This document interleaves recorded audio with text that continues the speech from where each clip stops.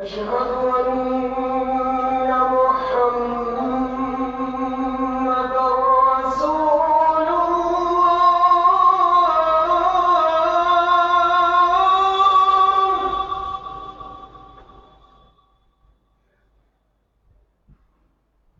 أشهد أن محمدًا رسول الله.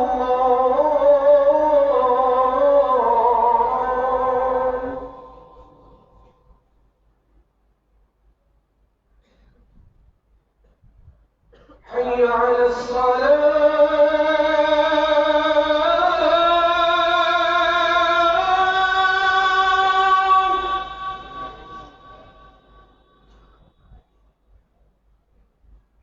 حي على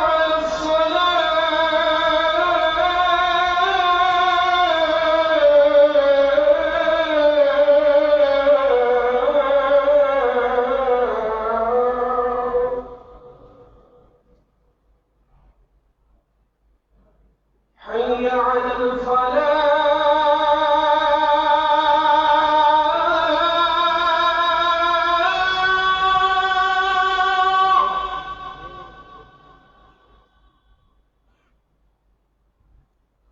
حي على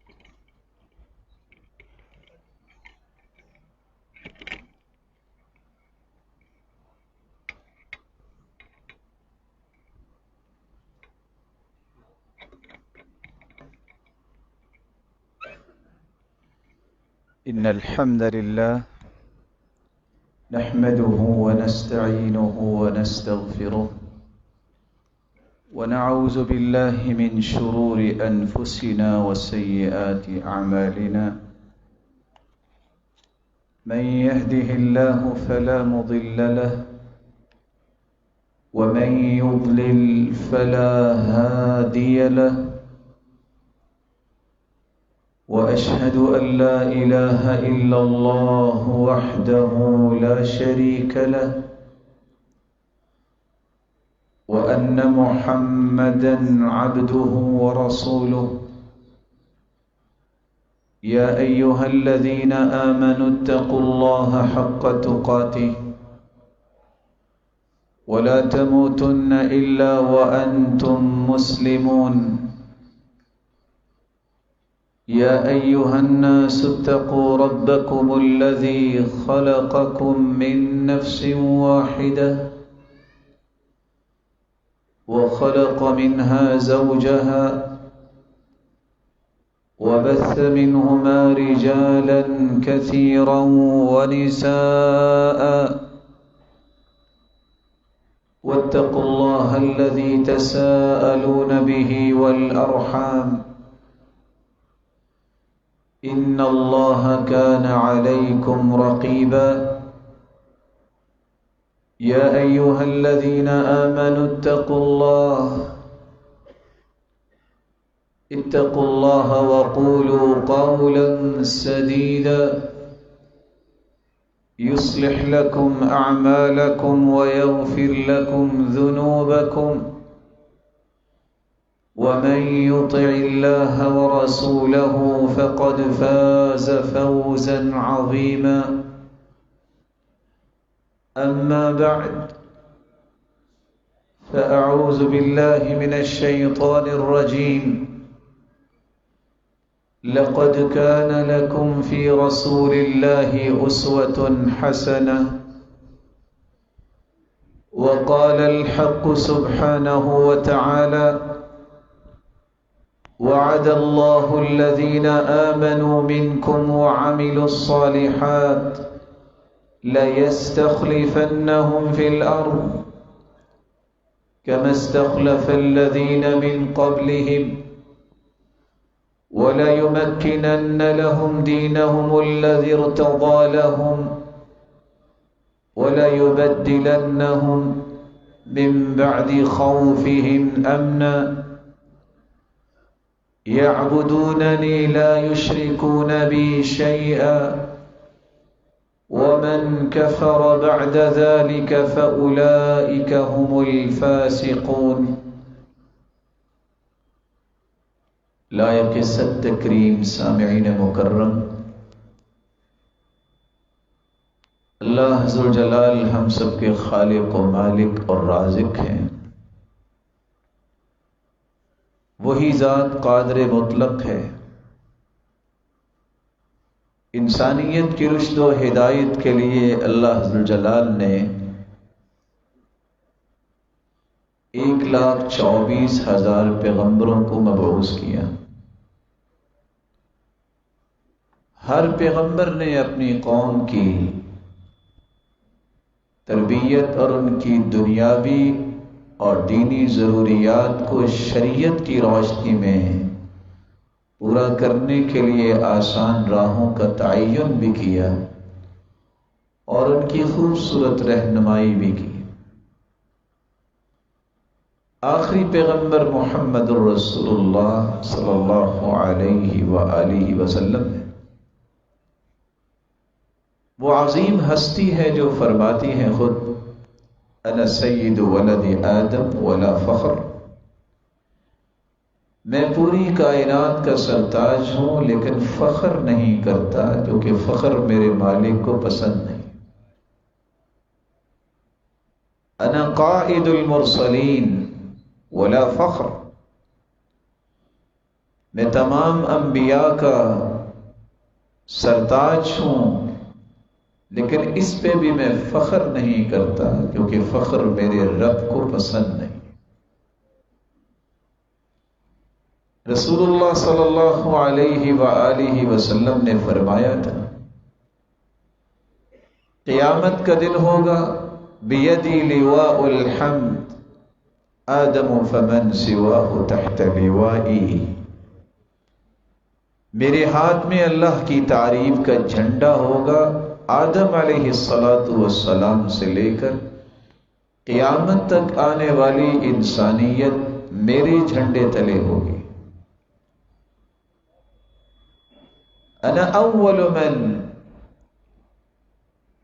یفتح له باب الجنہ، میرے لیے ہی سب سے پہلے جنت کا دروازہ کھولا جائے گا۔ وانا اول من یأخذ بحلقۃ باب الجنہ فاعقعقها، سب سے پہلے میں ہی جنت کا دروازہ کھٹکھٹاؤں گا اور سب سے پہلے رسول اللہ صلی اللہ علیہ وسلم ہی جنت میں جائیں۔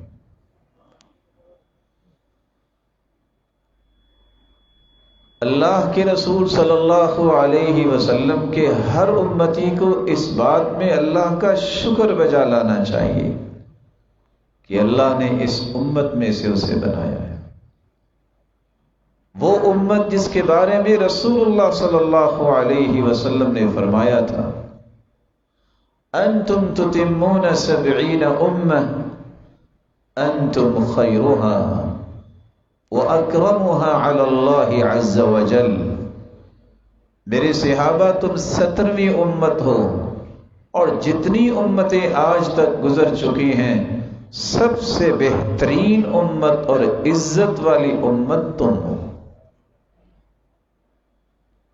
اور آپ صلی اللہ علیہ وسلم نے یہ بھی فرمایا، میری امت کی صفوں کو اللہ ذوالجلال نے فرشتوں کی صفوں جیسے بنایا۔ قیامت کے دن صحیح بخاری کی روایت کے مطابق 120 صفیں جنت میں جائیں گی، جن میں 80 صفیں صرف امت محمد میں سے ہوں۔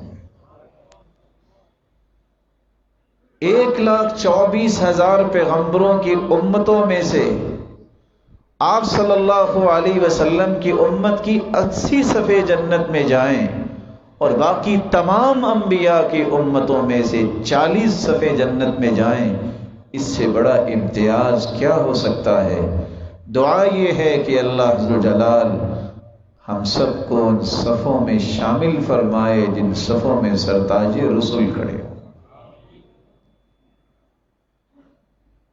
رسول اللہ صلی اللہ علیہ وآلہ وسلم کی ذات اقدس مخلوق میں سے اس قدر عظیم ہے کہ اللہ ذوالجلال نے 3 فیصلے سنا دیے ہیں کہ یہ وہ ہستی ہے، جب تک اس کی بات کو حتمی بات نہ سمجھا جائے، اس کے فیصلے کو اٹل فیصلہ نہ سمجھا جائے، اس وقت تک کوئی شخص مومن ہی نہیں ہو سکتا۔ فَلَا وَرَبِّكَ لَا يُؤْمِنُونَ حَتَّى يُحَكِّمُوكَ فِيمَا شَجَرَ بَيْنَهُمْ ثُمَّ لَا يَجِدُوا فِي أَنفُسِهِمْ حَرَجًا مِّمَّا قَضَيْتَ وَيُسَلِّمُوا تَسْلِيمًا۔ اللہ ذوالجلال اپنی کبریائی کی قسم اٹھا رہے ہیں، مجھے میرے تقدس اور جلالت اور عظمت اور کبریائی کی قسم ہے میرے محبوب، جب تک یہ تیری بات کو حتمی بات نہ مان لیں، مجھے اپنی کبریائی کی قسم، یہ میرے نزدیک ایمان والے نہیں ہیں۔ اور صرف مانے ہی نہیں، دل میں کوئی بوجھ اور گرہ بھی نہیں ہونی چاہیے، شرع صدر سے آپ کی بات کو مانیں، وَيُسَلِّمُوا تَسْلِيمًا، اور سر جھکانے والے بنے۔ دوسرا فیصلہ اللہ ذوالجلال نے جو اس ہستی کے بارے میں کیا ہے، وَمَا كَانَ لِمُؤْمِنٍ وَلَا مُؤْمِنَةٍ إِذَا قَضَى اللَّهُ وَرَسُولُهُ أَمْرًا أَن يَكُونَ لَهُمُ الْخِيَرَةُ مِنْ أَمْرِهِمْ وَمَن يَعْصِ اللَّهَ وَرَسُولَهُ فَقَدْ ضَلَّ ضَلَالًا مُبِينًا۔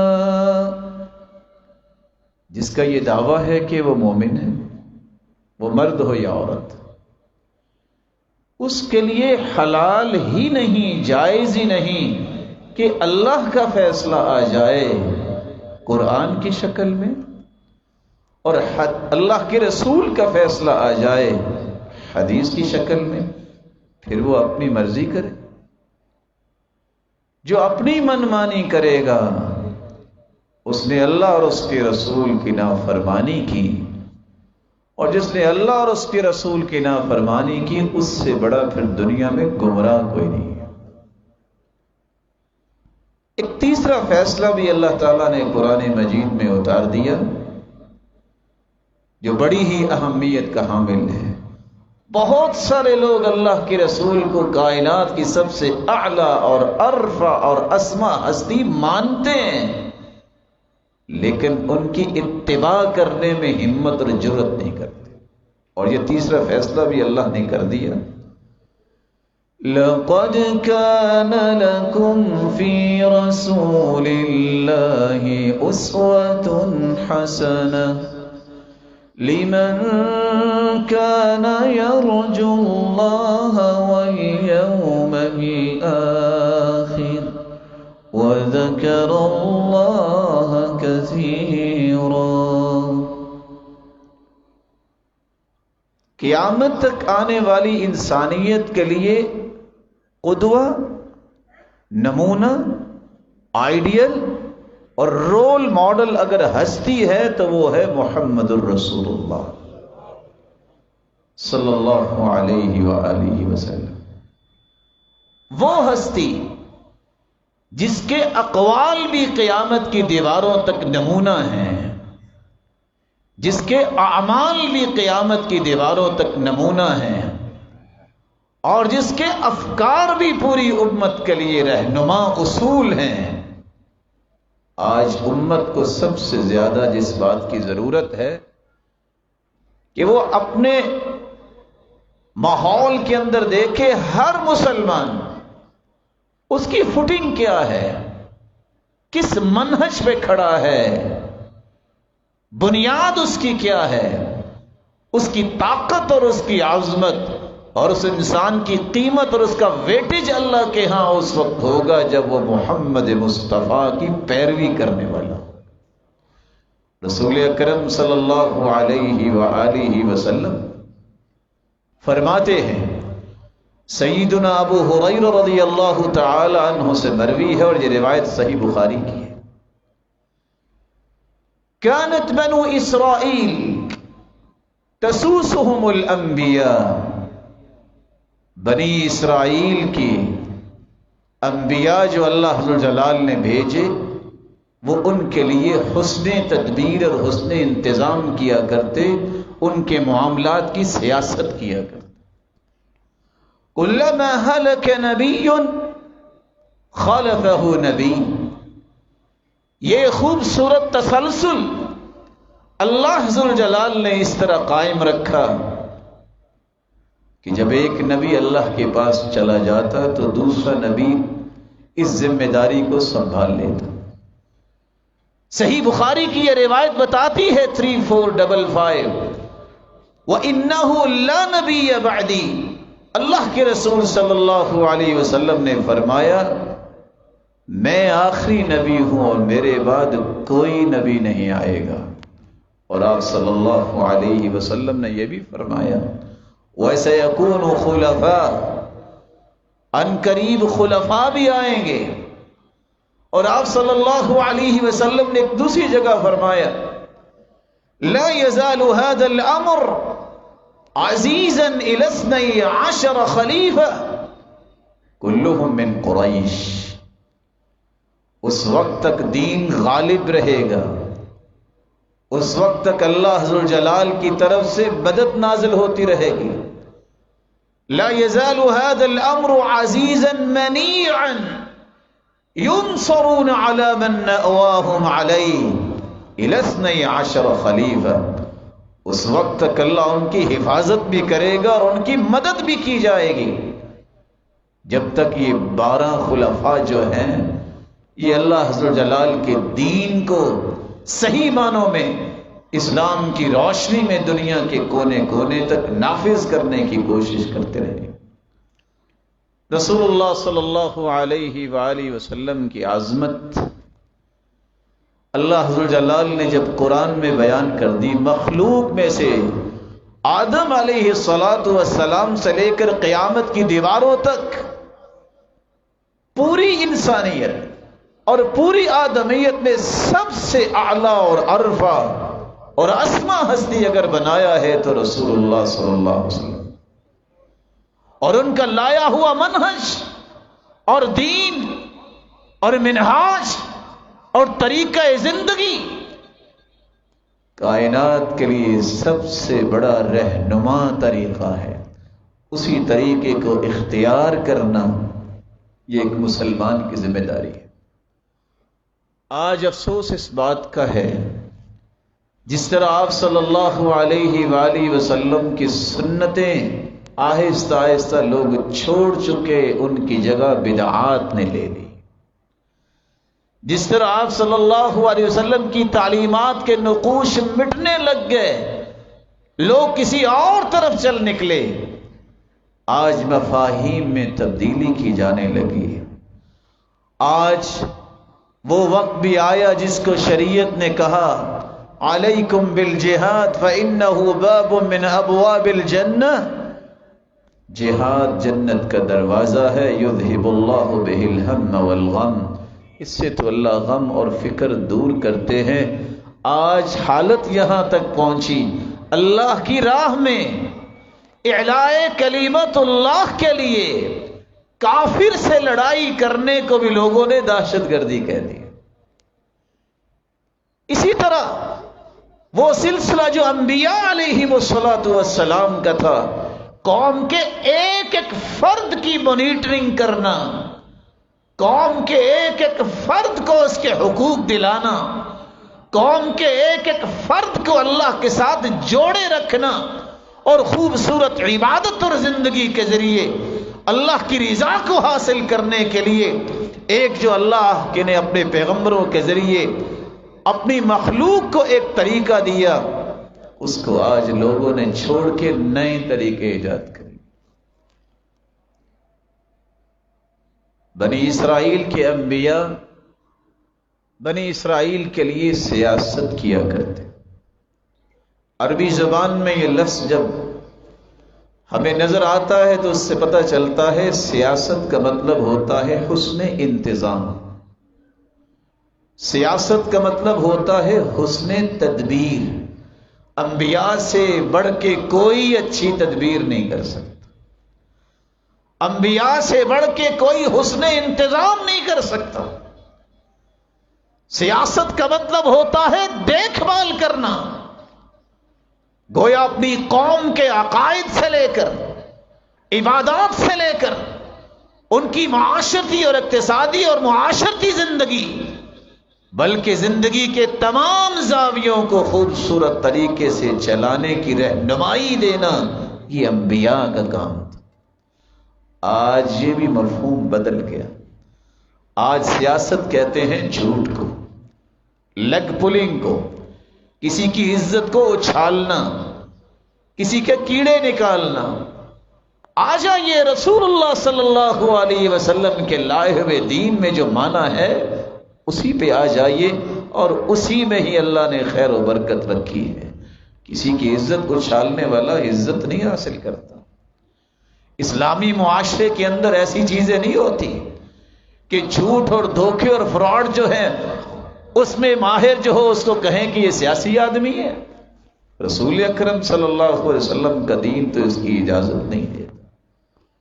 رسول اکرم صلی اللہ علیہ وسلم نے تو جو دین پیش کیا، جب پوچھا گیا صحابی سے تمہارا ویژن کیا ہے، تھیم کیا ہے، کس پیغام کو لے کے آئے ہو، تو صحابی نے دو لفظ بولے تھے جو تاریخ کا حصہ بن گئے۔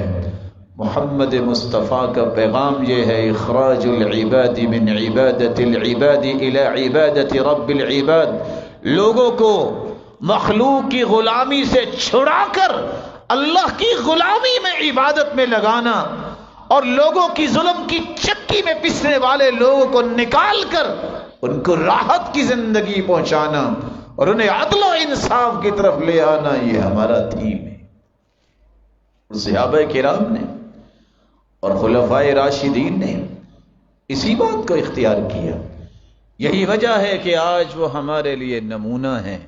رسول اللہ صلی اللہ علیہ وآلہ وسلم کے اس فرمان کی روشنی میں چند باتیں میں آپ کی خدمت میں پیش کرنا چاہتا ہوں۔ 1,24,000 پیغمبروں کا مشترکہ کاز یہ تھا، مخلوق کو خالق سے جوڑے رکھے، مخلوق کے ہر فرد کو اگر جھکنا ہے تو اللہ ذوالجلال کے سامنے جھکنا ہے۔ وَلَقَدْ بَعَثْنَا فِي كُلِّ أُمَّةٍ رَسُولًا أَنِ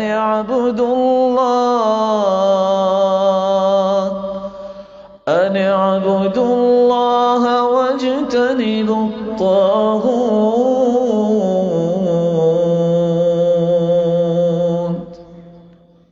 جتنے بھی ہم نے انبیاء بھیجے، ان سب نے سب سے پہلا اعلان جو اپنی اپنی قوم کے سامنے رکھا وہ یہ تھا کہ اللہ کی توحید کی طرف آ جاؤ۔ جس نے تمہیں پیدا کیا ہے جس نے تمہیں نعمتوں سے نوازا ہے، جس نے تمہیں ہر وہ چیز عطا کی ہے جو تمہاری ضرورت تھی، حق بھی اسی کا ہے۔ تمہارا رکوع اور سجدہ، تمہارا جھکنا، تمہاری نظر و نیاز، اور تمہاری پکار اور رجوع اور انابت اور توکل اور دعا، اس کا رخ جب بھی ہو تو اللہ کی طرف ہو، کوئی اور ذات دنیا میں نہیں۔ وَاجْتَنِبُوا الطَّاغُوتَ، اکیلا عبادت پہ نہیں اپنے مخلوق کو انبیاء کے ذریعے پیغام دیا۔ وَاجْتَنِبُوا الطَّاغُوتَ، طاغوت سے بھی بچو۔ طاغوت 5 قسم کے ہیں، سب سے بڑا طاغوت شیطان ہے۔ شیطان کی پیروی نہ کرو، شیطان کے پیچھے چلو گے تو اللہ سے دور ہو جاؤ گے۔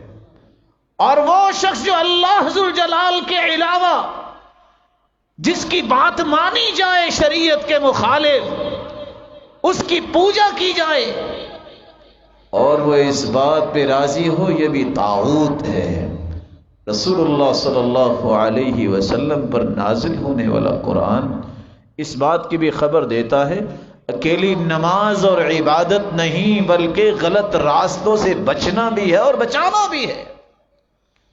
اور آپ صلی اللہ علیہ وسلم نے اس لیے فرمایا، میرے صحابہ مثلی و مثلکم، میری مثال اور آپ کی مثال تو ایسے ہے کہ ایک شخص آگ کی طرف جا رہا ہو اور ایک اس کو پیچھے سے کپڑوں سے پکڑ کے کہتا ہے ہلم عن النار، ہلم عن النار، او کیوں آگ میں چھلانگے لگا رہے ہو، آ جاؤ پیچھے، آ جاؤ پیچھے، ہٹ جاؤ، آگ کی طرف نہ جاؤ۔ اس آگ سے بچانے کا منہج جو ہے یہ انبیاء کے پاس تھا، یہ خلفائے راشدین کے پاس تھا، یہ صحابہ کرام کے پاس تھا، یہ سلف صالحین کے پاس تھا۔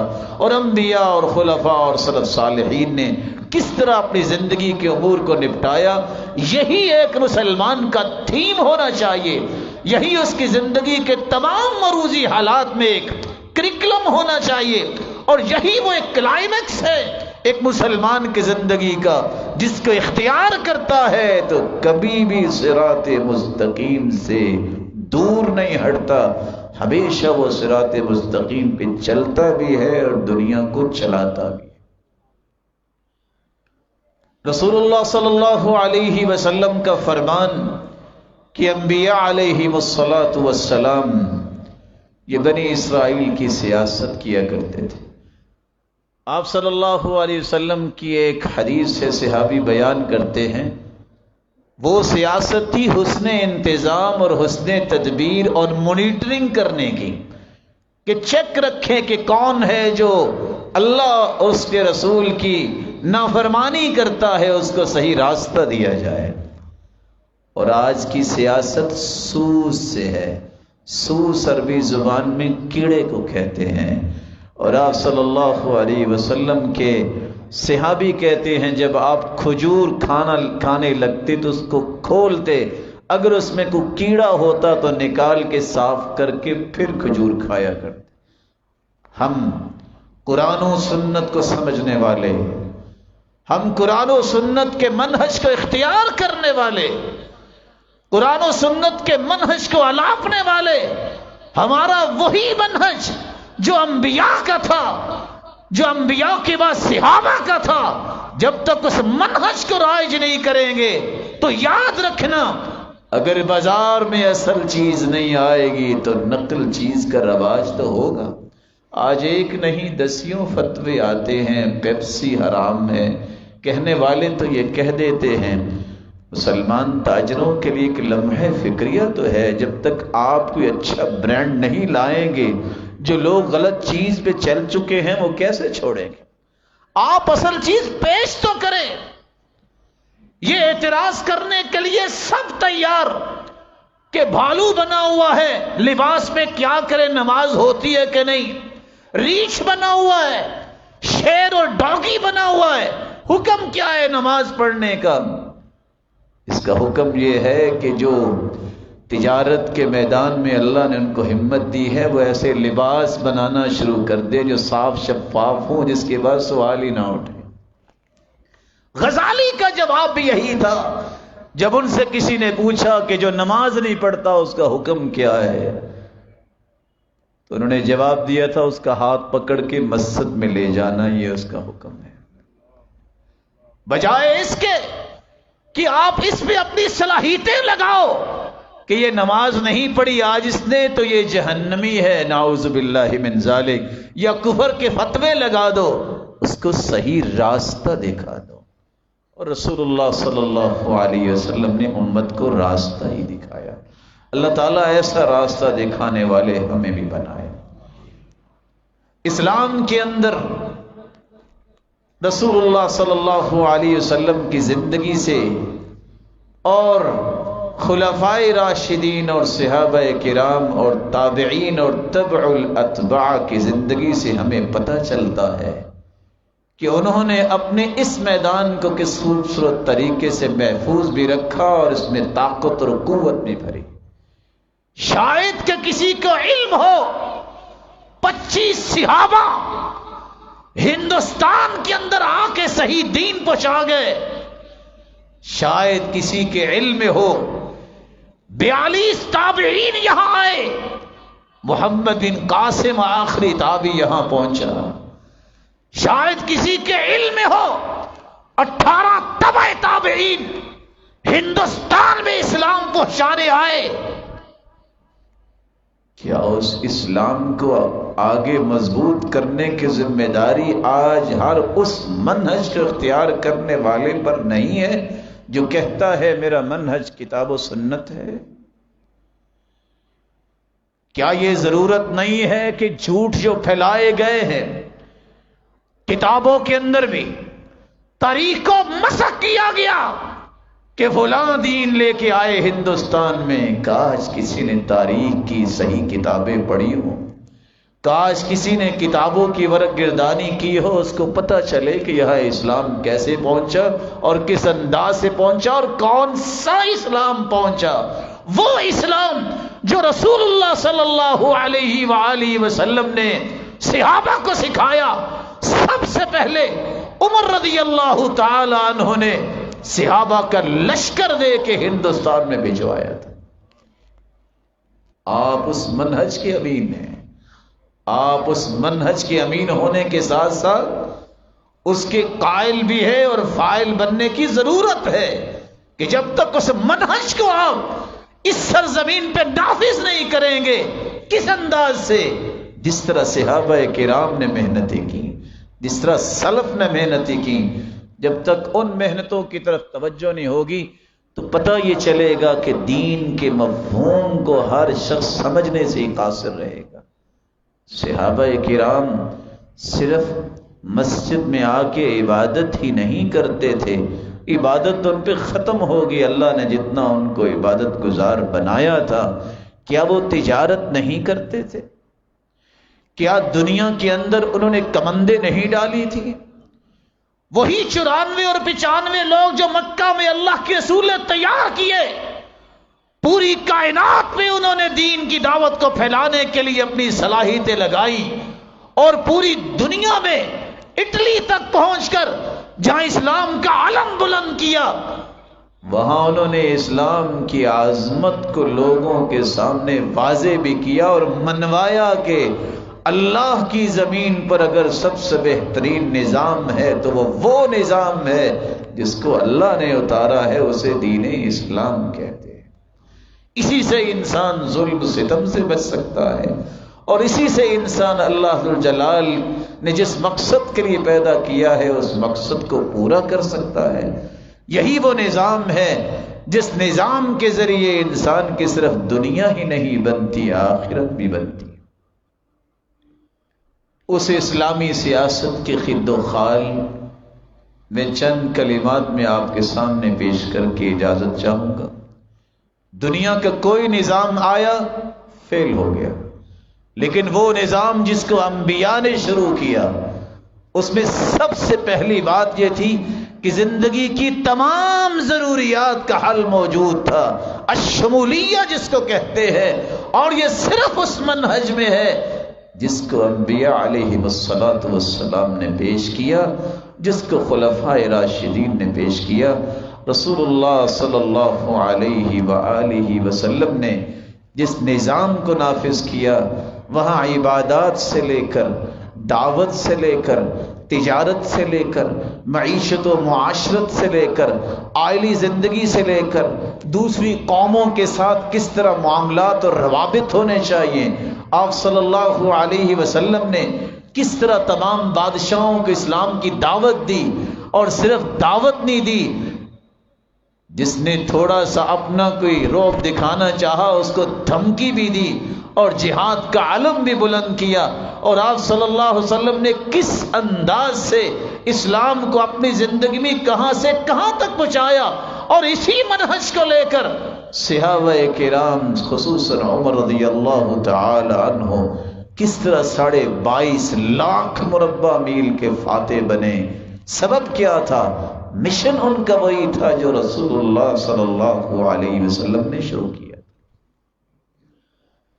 دلائل اس بات کو ثابت کرتے ہیں کہ یہی وہ نظام ہے جس میں عدل اور انصاف مل سکتا ہے، جس کو انبیاء نے شروع کیا۔ بناوٹی سیاست نہیں، اس مشن کی سیاست جو اللہ کے رسول صلی اللہ علیہ وسلم نے صحابہ کے سامنے رکھی اور صحابہ کو کر کے دکھایا، حکم دیا۔ تم کہتے ہو کہ اس کو چھوڑ دیا جائے، لو ان فاطمہ بنت محمد سرقت لقطعت یدها۔ نظام یہ ہے کہ ہر ایک کو عدل و انصاف دیا جائے۔ عدل و انصاف کا معنی یہ ہوتا ہے کہ ہر ایک کے حقوق دیے جائیں۔ اگر میری بیٹی فاطمہ بھی چوری کرے تو میں اس کا بھی ہاتھ کاٹ دوں گا۔ یہ وہ نظام ہے جو رسول اکرم صلی اللہ علیہ وسلم نے پیش کیا۔ رسول اکرم صلی اللہ علیہ وآلہ وسلم کا لایا ہوا دین اس بات کو پیش کرتا ہے کہ اگر تمہیں نظر آ جائے کہ امانت ضائع ہو گئی تو قیامت کا انتظار کر لینا۔ اللہ کی رسول کیسے امانت ضائع ہوگی؟ صحیح بخاری کی روایت ہے، فرمایا اذا وسد الامر الى غیر اہلہ فانتظر الساعہ۔ جب نہ اہل کو اہل بنا دیا جائے تو پھر قیامت کا انتظار کرنا۔ قیامت کا تو ایک خاص وقت ہے جو اللہ ہی جانتے ہیں۔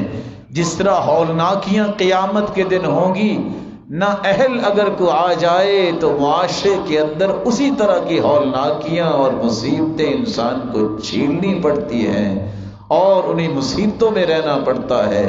رسول اللہ صلی اللہ علیہ وآلہ وسلم نے اس لیے اپنے صحابہ کو یہ بات سمجھائی تھی کہ جو یہ ذمہ داری اٹھاتا ہے اس ذمہ دار کی یہ خصوصیت ہونی چاہیے کہ وہ اللہ سے ڈرنے والا ہو۔ تھا تو 22.5 لاکھ مربع میل کا فاتح عمر، لیکن زمین پہ بیٹھا رو رہا ہے، ہاتھ میں دھاگا لے کے کہہ رہا ہے یا لیتنی کنت تبنا، کاش میں ایک دھاگا ہوتا، یا لیتنی لم تلدنی امی، کاش میری ماں نے مجھے جنا ہی نہ ہوتا، میں قیامت کو حساب کیا دوں گا۔ حالت یہ ہے ابو بکر صدیق رضی اللہ تعالی عنہ کی کہ وہ کھڑے ہیں اور روئی جا رہے ہیں اور کہہ رہے ہیں یا لیتنی کنت شجرۃ تعبد ثم تؤکل، کاش میں ایک درخت ہوتا جسے کاٹ کے جانوروں کے سامنے پیش کر دیا جاتا اور جانوروں کی خوراک بن جاتا اور قیامت کا مجھے حساب نہ دینا پڑتا۔ رسول اکرم صلی اللہ علیہ وسلم نے اس لیے فرمایا تھا لوگوں قیامت کا دن ہوگا، ما من رجل یلی امر 10 فما فوق ذلك، 10 لوگوں کا بھی جو ذمہ دار بنتا ہے قیامت کے دن آئے گا، الا اتى اللہ عز وجل مغلولا یوم القیامہ، اس کے ہاتھ بندھے ہوں گے، اللہ کے سامنے پیش ہوگا اور اس کے ہاتھوں کو اس کی گردن کے ساتھ باندھا ہوا ہوگا، فکہ برہ او اوبقہ اسمہ، اگر اس کو چھڑائے گی تو اس کی نیکی چھڑائے گی، اگر اس کے ہاتھ اسی طرح بندھے رہیں گے تو یہ گناہوں کی وجہ سے بندھے رہیں گے۔ رسول اللہ صلی اللہ علیہ وسلم نے اس لیے فرمایا تھا الامارۃ امانہ وہی یوم القیامت خزی و ندامہ، الا من امر بحق وادى بالحق علیہ منها، یہ ذمہ داری ہے، یہ دنیا میں بھی شرمندگی کا سامنا کرنا پڑے گا اگر صحیح طریقے سے کام نہ کیا، اور قیامت کے دن بھی یہ ذلت کا باعث ہوگی اگر اس کا حق ادا نہ کیا۔ ہاں اگر کوئی حق ادا کرتا ہے تو پھر عمر رضی اللہ تعالی عنہ نے بھی حق ادا کیا، اگر حق کوئی ادا کرتا ہے تو عمر بن عبد العزیز کی زندگی کا مطالعہ کرے، اس نے بھی حق ادا کیا، اور صرف 2 سال کے اندر پوری کائنات میں عدل و انصاف کو قائم کیا۔ رسول اللہ صلی اللہ علیہ وسلم نے ایک ضابطہ دیا ہے جو آج کے خطبے کا پیغام میں بنانا چاہتا ہوں۔ اذا اراد اللہ بعبدہ الخیر، اللہ جب کسی بندے کے ساتھ خیر کا ارادہ فرماتے ہیں، جعل لہ وزیر صدق، اسے اچھے وزراء عطا کرتے ہیں، جن اچھے وزیروں کی 5 نشانیاں ہیں۔ ان نسی ذکرہ، اگر ذمہ دار بھول جائے تو وہ وزیر اسے یاد کروا دیتا ہے۔ وَإِن ذَكَّرَهُ أَعَانَهُ، اچھے وزیر کی علامت یہ ہے صرف یاد نہیں کرواتا بلکہ اس کام کی اصلاح کرنے کے لیے کمر بستہ ہو جاتا ہے، اس کے ساتھ کھڑا ہوتا ہے۔ اور آپ صلی اللہ علیہ وسلم نے ایک تیسری بات بھی فرمائی کہ صرف یاد ہی نہیں کرواتا، صرف مدد کے لیے تیار ہی نہیں ہوتا، تأمرہ بالمعروف، قوم کی ہر بہتری اس کے سامنے پیش کرتا ہے، یہ قوم کی ضرورت ہے، یہ رعایا کی ضرورت ہے، صرف یہ بات پہنچاتا ہی نہیں، وتحضہ علیہ، اس کو مینٹلی پرپیئر بھی کرتا ہے، دلائل پیش کرتا ہے۔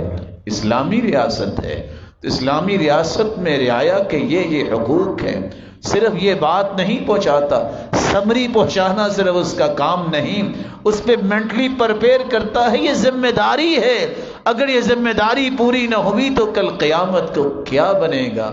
اور 5ویں ذمہ داری اچھے وزیر کی یہ ہے وَتَنْهَاهُ عَنِ الْمُنْكَرِ، ادب کے دائرے میں رہ کر اگر ذمہ دار یا حکمران کوئی غلط کام کرتا ہے تو اچھا وزیر وہ ہوتا ہے جو کہتا ہے غلط کر رہے ہیں آپ، لیکن کیسے کہتا ہے؟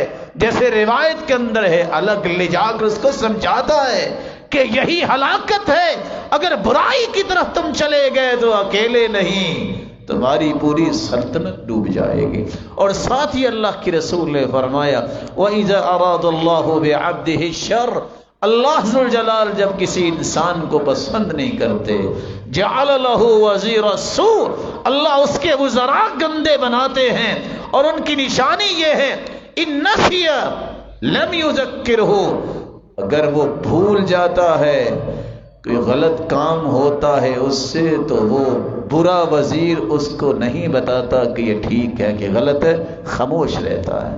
کس لیے خاموش رہتا ہے؟ تاکہ میری کرسی باقی رہے۔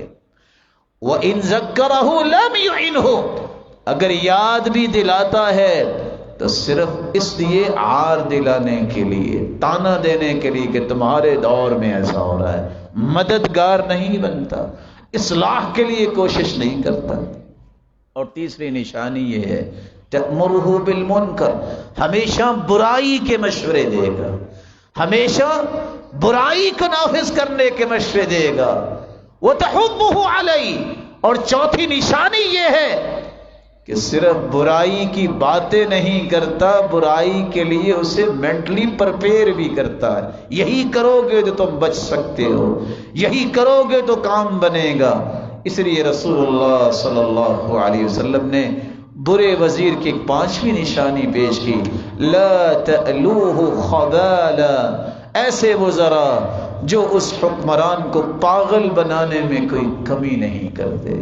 اللہ ذوالجلال ہم سب کو ان باتوں کو سمجھنے کی توفیق عطا فرمائے، اور ایماندار اور صداقت اور امانت کے حقدار جو ہیں اللہ ذوالجلال ان کی طرف اس پہلو کو لے جائے اور امت کے لیے آسانی کے فیصلے فرمائے۔ وآخر دعوانا الحمد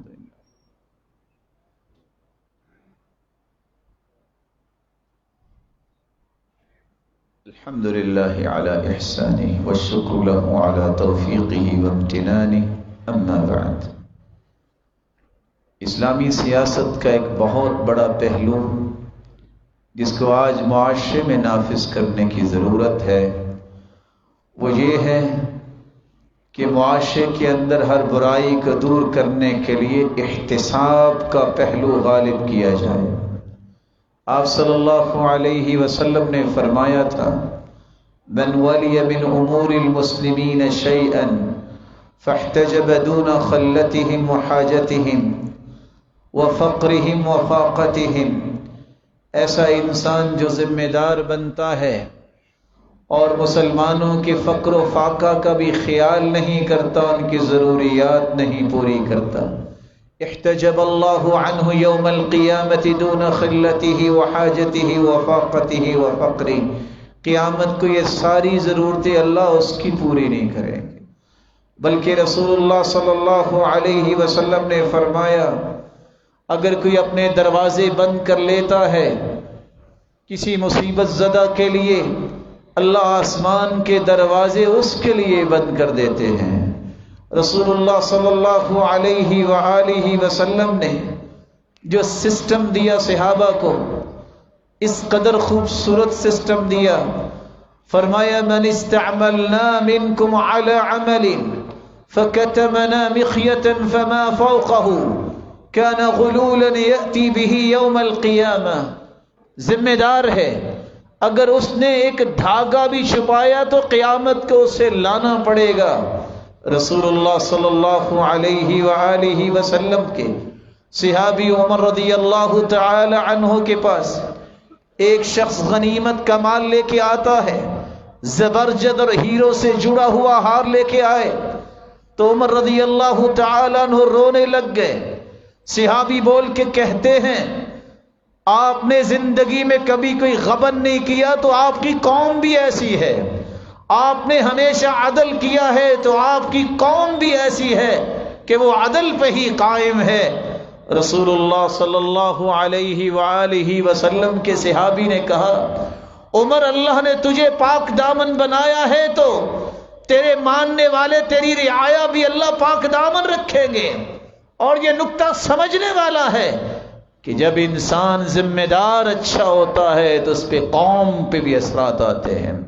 صحیح بخاری کی روایت ہے معراج پہ اللہ کے رسول گئے، فرشتے نے دودھ بھی پیش کیا اور شراب بھی پیش کی، اللہ کے رسول نے دودھ کو لے لیا، فرشتہ جبریل کیا کہتا ہے اصبت الفطرہ، آپ نے فطرت کو اختیار کیا، ولو اخذت الخمر لغوت امتک، اگر آپ شراب لے لیتے تو ساری امت گمراہ ہو جاتی۔ امت کیسے گمراہ ہوتی؟ بڑے کی غلطی پوری قوم کی غلطی ہوتی ہے۔ کاش کسی کو پتا ہو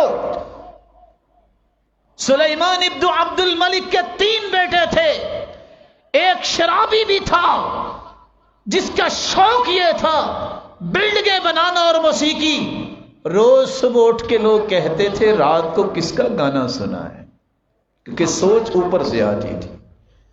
دوسرے کی خواہش بلڈنگیں بنانا تھا، لوگ صبح اٹھ کے کہتے فلاں بلڈنگ کون بنا رہا ہے؟ اللہ کا فضل ہوا عمر بن عبد العزیز کو خلیفہ بنایا گیا۔ لوگ صبح اٹھ کے ایک دوسرے سے کہتے تھے رات تہجد میں کتنے پارے پڑے ہیں، کیونکہ عمر بن عبد العزیز پڑھا کرتے۔ رسول اللہ صلی اللہ علیہ وسلم نے کس قدر یہ خوبصورت نظام صحابہ کرام کو دیا۔ عمر رضی اللہ تعالی عنہ جب انہوں نے ایک شخص کو مقرر کیا، فیصلہ دیکھیے، فیصلہ کرنے والے نے حق والے کو تو 1 دینار دینا تھا، دوسرے کو اپنے پاس سے دینار دے دیا، کہا تم معزول ہو، تم عدل نہیں کر سکتے۔ عمر رضی اللہ تعالی عنہ کو جب یہ پتا چلا کہ ایک شخص نے شعر پڑھے ہیں اور اس میں شراب کی تعریف کی ہے، کہاں آج کے بعد معزول ہو، تمہیں بٹھایا اس لیے تھا کہ دین کی سربلندی کے لیے کام کرو، تیری زبان پہ جو ہے وہ شراب کی تعریف میں شعر آ رہے ہیں۔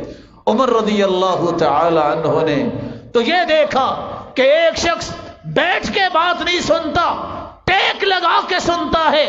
کہا آ جاؤ، تم اور تیرا باپ بھی بکریاں چراتے تھے، جاؤ بکریاں چرواؤ، تم اس قابل نہیں کہ تم قوم کی خدمت کر سکو. عمر رضی اللہ تعالی عنہ نے تو یہ بھی کہا تھا کسی کا شوق ہے گورنر بننے کا تو آؤ میں بنا دیتا ہوں. اس کی شرطیں یہ ہیں، پہلی شرط یہ ہے کہ وہ باریک لباس نہیں پہنے گا، موٹا لباس پہنے گا. دوسری شرط یہ ہے وہ عام گھوڑا استعمال نہیں کرے گا، اسب تازی جو عربی گھوڑا استعمال کرے گا جو عام بندہ سنبھال نہیں سکتا. تیسری شرط یہ ہے اس کا کوئی باڈی گارڈ نہیں ہوگا. اور چوتھی شرط یہ ہے گھوڑے کو بھگا کے اوپر بیٹھے گا، گھوڑے کو کھڑا کر کے نہیں بیٹھے گا، اس کو پتا چلے کہ اسلامی سلطنت کو وسعت کیسے دینی ہے. آؤ کسی کی ہمت ہے تو میں اس کو بنا دیتا ہوں. اللہ ذوالجلال نے یہ سلسلہ جاری رکھا. آخر خلیفہ راشد عمر بن عبد العزیز تشریف لائے. 39 سالہ نوجوان جس کے ہاتھ پہ اللہ نے اتنی خیر رکھی کہ 2 سال کے اندر پوری کائنات میں عدل و انصاف قائم کیا. یہاں تک کہ حالت یہ تھی کہ آج پریشانی یہ ہے ہر جگہ کہ کیسے چلائیں، پیسہ نہیں ہے. آؤ زکوٰۃ کے نظام کو بہتر بناؤ، تم سے پیسہ سنبھالا نہیں جائے گا. اللہ کے رسول صلی اللہ علیہ وسلم کے زمانے سے لے کر عمر بن عبد العزیز کے زمانے تک کوئی سسٹم نہیں تھا سوائے زکوٰۃ اور بیت المال کے. 86 جنگیں لڑی اللہ کے رسول نے، پیسہ کم نہیں ہوا. عمر بن عبد العزیز کا دور آیا، اس دور تک بھی یہ نظام تھا. اتنا پیسہ کہا فقیروں میں بانٹو، جواب ملا فقیر بچا ہی کوئی نہیں ہے. مسکینوں کو دے دو، کہا مسکین بچا ہی کوئی نہیں. جاؤ بازاروں میں اعلان کرواؤ، کوئی مقروض ہے تو اس کا قرض اتارو. اعلان کروایا گیا، کہا جتنے قرض لینے والے تھے سب فارغ ہو گئے ہیں، حتیٰ کہ تاجروں کو قرض دیا گیا کہ اچھی تجارت کرو. جواب ملا مال پھر بھی بچ گیا ہے. تو عمر بن عبد العزیز مسکرا کے کہتے ہیں کچھ اناج پہاڑوں کی چوٹیوں پہ بھی بکھیر دو. عمر یہ بھی پسند نہیں کرتا کہ اڑتا ہوا پرندہ بھی میری سلطنت سے بھوکا گزرے، وہ اترے کچھ کھا کے ہی جائے. آج اس نظام کو لانے کی ضرورت ہے جس نظام میں اللہ نے خیر و برکت رکھی تھی، جو منہاج نبوت کا نظام ہے. اللہ ذوالجلال اس کے لیے امت کو شرع صدر نصیب فرمائے. عمر بن عبد العزیز نے 3 کام کیے جس کی طرف میں توجہ دلا کے بات ختم کرتا ہوں. سب سے پہلا کام، جس دن انہیں خلیفہ بنایا گیا وہ رو رہے تھے اور باقی لوگ مسکرا رہے تھے. کسی نے پوچھا آپ رو کیوں رہے ہیں؟ کہا ان کو کیا پتا، اگر دریائے فرات کے کنارے پہ کوئی جانور، کوئی بکری بھی مر گئی بھوکی تو قیامت کو مجھ سے پوچھا جائے گا، میں اس لیے رو رہا ہوں. فاطمہ ان کی بیوی، جن کا باپ بھی خلیفہ تھا، جس کا دادا بھی خلیفہ تھا، جس کے 3 بھائی بھی خلیفہ تھے اور جس کا خامد بھی خلیفہ بنا، وہ بیان کرتی ہے فاطمہ میں نے دیکھا عمر بن عبد العزیز کو وہ ہچکیاں لے کے رو رہے ہیں. میں نے پوچھا رو کیوں رہے ہو، ہوا کیا ہے؟ کہا فاطمہ تمہیں کیا بتاؤں، مجھ پہ وہ ذمہ داری ڈال دی گئی ہے، میں یہ سوچ کے رو رہا ہوں میرا کل قیامت کو کیا بنے گا. میں بچوں کا، نوجوانوں کا اور بوڑھوں کا، صرف انسانوں کا نہیں حیوانوں کا، یہ سارے کے سارے حقوق کیسے پورے کروں گا. اور ساتھ یہ بات یاد کروائی کہ عمر رضی اللہ تعالی عنہ بھی روتے تھے اور کہتے تھے قیامت کو میرا رب نہ مجھے پوچھ لے کہ فرات کے کنارے پہ اگر گزرتے گزرتے کوئی خچر بھی الجھ گیا ہے تو کہیں میرا رب مجھے یہ نہ کہہ دے ہاں عمر یہ بتاؤ لم لم اعبد لها الطریق، تو نے اس کے لیے راستہ صحیح کیوں نہیں بنایا. کاش اس روایت کو ہی آج کوئی وزن دے دے، اس خرابے کے بارے میں سوچ پیدا ہو جائے کہ وہ تو خچروں کے لیے راستہ جو ہے بہتر بنانے کی سوچ رکھتے اور آج امت کے افراد کے ساتھ کیا کھلواڑ ہو رہا ہے اور کسی کو سوچ نہیں آتی۔ رسول اللہ صلی اللہ علیہ وسلم کے دین کو آگے لے جانے والے نے پہلا کام یہ کیا، جب خطبہ دیا قوم کو تو صرف ایک بات کہی، علم ہے تو علم سکھانے والے بن جاؤ، علم نہیں ہے تو آج سے سیکھنے والے بن جاؤ، اور اگر دونوں چیزیں تمہارے پاس نہیں ہیں تو علم والوں کی عزت کرنے والے بن جاؤ، اور اگر یہ تینوں نہیں تو چوتھی بات یہ ہے زندگی کی آخری سانس تک ان کے بارے میں نفرت نہ کرنا۔ والسلام علیکم، اور اپنا خطبہ ختم کر۔ پھر علماء کو بلایا، سب سے پہلی کمیٹی جو بنائی 7 لوگوں کی، سلطنت کے سب سے نیک اور گہری بصیرت رکھنے والے علماء تھے، جن کو بٹھا کے عمر بن عبدالعزیز نے رو کے کہا تھا مجھ پہ یہ مصیبت ڈال دی گئی ہے، میں اس کو نبھاؤں گا، لیکن نبھاؤں گا آپ کے مشورے سے، لیکن میری گزارش یہ ہے 5 باتوں کا خیال تم بھی رکھنا۔ سب سے پہلی بات یہ ہے جتنی سنتیں ختم ہو چکی ہیں ان کو زندہ کرنے میں میری مدد کرو۔ دوسری بات یہ ہے کہ میری مجلس میں بیٹھ کے صرف خیر خواہی کی بات کرنا، کسی کی غیبت نہ کرنا۔ تیسری بات یہ ہے جب بھی تم دیکھو کہ کوئی ایسا انسان جو مجھ تک نہیں پہنچ سکتا اور اس کی ضرورت ہے، تم اس ضرورت کو میرے پاس ضرور پہنچانا۔ اور چوتھی بات یہ ہے کہ لوگوں کے درمیان جو مسائل ہیں جس کا مجھے علم نہیں، اگر تم بھی خاموش رہے تو یاد رکھنا تم نے میری رفاقت کا حق ادا نہیں کیا۔ اور 5ویں بات یہ ہے کہ اگر تم میرے ساتھ رہنا چاہتے ہو تو عدل کے دامن کو کبھی نہیں چھوڑو گے۔ راوی کہتے ہیں اس لیے جب بھی کوئی میٹنگ ہوتی گورنرز کی، یوں لگتا کہ لوگ تعزیت پہ آئے ہوئے ہیں، اور حالت یہ ہے کہ عمر بن عبدالعزیز کے دور میں ایک بھیڑیا اچھلتا ہے، بھیڑ پہ حملہ کرتا ہے، بھیڑ کا چرواہا بول کے کہتا ہے مات عمر بن عبدالعزیز، عمر بن عبدالعزیز آج فوت ہو گیا۔ کہنے والے نے کہا بھیڑیے نے تو بھیڑ آپ کی اٹھائی ہے، تو آپ وفات عمر کی بات کر رہے ہیں۔ پتہ چلا یہ جس وقت ہوا تھا واقعتاً اس دن عمر بن عبدالعزیز دنیا سے روانہ ہو گئے تھے، وگرنہ یہ بھیڑ بکریوں کے ساتھ بھیڑیے بھی ہوتے نقصان نہیں دیتے تھے۔ عمر بن عبدالعزیز نے ایک دوسرا کام کیا، علم کو فروغ دیا، علماء کو قریب کیا، اور اس کے ساتھ جتنے ظالم لوگ تھے ان کو سائڈ پہ کیا، بیت المال کو مضبوط کیا، ہر لوٹ کسوٹ کرنے والے کے مال کو واپس کیا، سب کو جمع کر کے کہا سن لو، سورج غروب ہونے سے پہلے اگر لوٹا ہوا مال تم نے بیت المال میں جمع نہ کروایا تو میں تمہاری چمڑی ادھیڑ دوں گا۔ یہ کہہ کے گھر گئے، اپنی بیوی فاطمہ سے کہتے ہیں تیرے باپ نے ایک ہیرا تمہیں دیا ہے، فیصلہ کر لو، یہ ہیرا یا تو بیت المال میں جمع کروا دو اگر میرے ساتھ رہنا ہے، اگر نہیں تو پھر اس ہیرے کو لے لو اور مجھ سے جدا ہو جاؤ۔ فاطمہ نے کہا میں سب کچھ دینے کو تیار ہوں لیکن میں آپ سے الگ نہیں ہو سکتی۔ یہی وجہ ہے عمر بن عبدالعزیز کو زہر دی گئی، صرف اس لیے کہ یہ شخص تو اس منہاج کو مضبوط کر رہا ہے۔ حیرانگی کی بات ہے 1000 درہم لے کے ظالم نے ان کو زہر دی۔ عمر بن عبدالعزیز کو پتہ چل چکا تھا، اس کو بلایا، کہتے ہیں کیوں زہر دی؟ کہا 1000 درہم ملا ہے۔ کہ کہاں ہے وہ؟ منگوایا، کہا اس کو بیت المال میں جمع کروا دو، جمع کروایا، اور کہا اگر میرے رشتہ داروں کو پتہ چل گیا تو تمہیں مار دیں گے، دوڑ جاؤ یہاں سے، جاؤ میں نے تمہیں معاف کیا، اور چلا گیا۔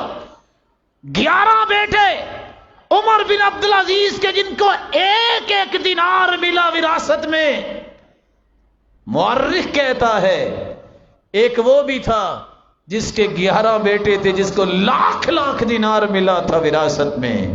میں نے ان دونوں اولادوں کو دیکھا جن کو لاکھ درہم ملا اور دینار ملا۔ یہ کشکول گدائی لے کے لوگوں کے سامنے بھیک مانگ رہے تھے، اور عمر بن عبد العزیز کی اولاد کو ایک ایک دینار ملا، وہ 100 گھوڑے اللہ کی راہ میں پیش کرتے نظر آئے۔ رسول اللہ صلی اللہ علیہ وسلم نے فرمایا تھا لا یزال الناس، لوگوں یاد رکھنا ایک ایسی جماعت دنیا میں باقی رہے گی، لا يضرهم من خذلهم، کوئی بھی کائنات کی طاقت اسے نقصان نہیں دے سکتی۔ سبب کیا ہوگا؟ وہ اللہ کے دین پر قائم ہوگی، ظاہرین علی الحق، وہ حق بات پہ قائم ہوگی۔ اور حق کیا ہے؟ کتاب و سنت کے منہج کو اپنی زندگی کا منہج بنایا جائے۔ اللہ ذوالجلال سے دعا ہے اللہ ذوالجلال اس منہج کو سمجھنے اور اس کی اتباع کرنے کی توفیق دے، اور زندگی کے آخری سانس تک ہمیں اس منہج پر ہی چلائے رکھے، اور قیامت کے دن اپنے محبوب کا ساتھ نصیب فرمائے اور اپنے دیدار کا مستحق بنائے۔ وآخر دعوانا الحمدللہ۔